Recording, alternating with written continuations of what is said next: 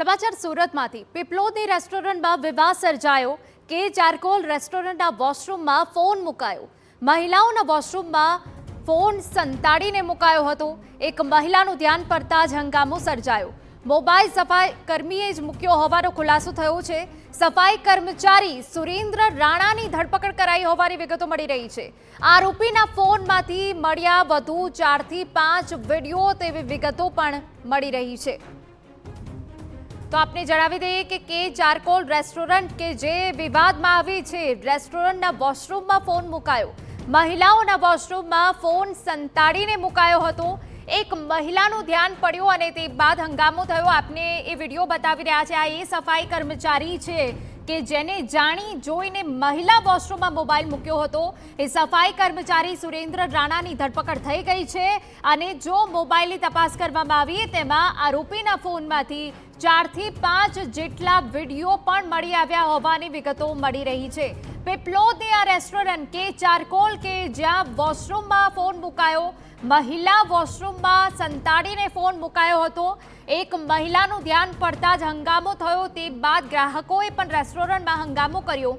Mobile સફાઈ કર્મચારીએ જ મૂક્યો હોવાનો ખુલાસો થયો છે।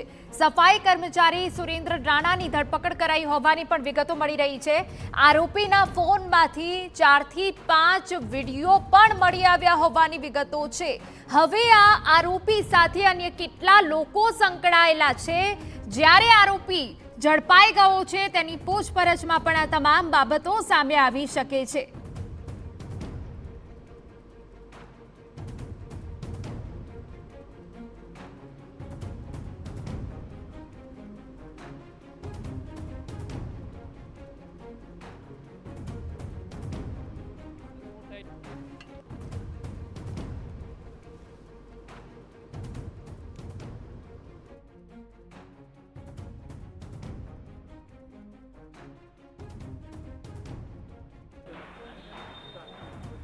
સુરતના પીપલોદ વિસ્તારમાં આવેલી કે ચારકોલ નામની જે રેસ્ટોરન્ટ છે તેની અંદર એક હંગામો થયો હતો, જેની અંદર જે મહિલા જે ટોયલેટ છે તેની અંદર એક વ્યક્તિ દ્વારા જે મોબાઈલ મૂકી અને જે વિડીયો બનાવવામાં આવી રહ્યો હતો। જ્યારે એક મહિલા જે ટોયલેટની અંદર જાય છે ત્યારે ઘટસ્ફોટ થાય છે કે કોઈ વ્યક્તિ દ્વારા જે વિડીયો છે તે ટોયલેટની અંદર મૂકવામાં આવ્યો છે અને વિડીયો છે તે બનાવવામાં આવી રહ્યા છે।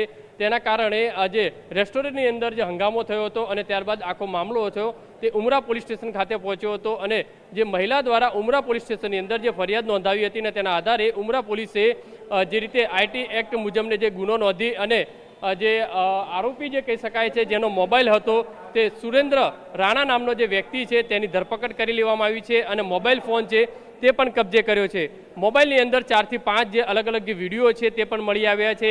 જ્યારે જે મહિલાએ જે ફરિયાદ કરી છે તે મહિલા જ્યારે ટોયલેટની અંદર પહોંચે છે ત્યારે તેનો વિડીયો હતો તે બની રહ્યો હતો અને જે મોબાઈલ ફોન છે તે પોલીસે જે કબજો કર્યો હતો।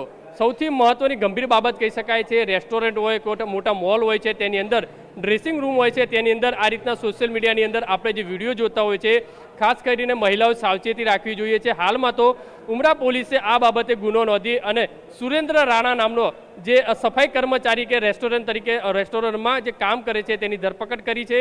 તે મોબાઈલ છે તે FSLમાં મોકલવામાં આવશે। કેટલા સમયથી આ જે રેસ્ટોરન્ટની અંદર આજે આ મોબાઈલ મૂકવામાં આવ્યો તો કેટલા વિડીયો બનાવ્યા છે, તમામ બાબતોને લઈને પોલીસે તપાસ શરૂ કરી છે।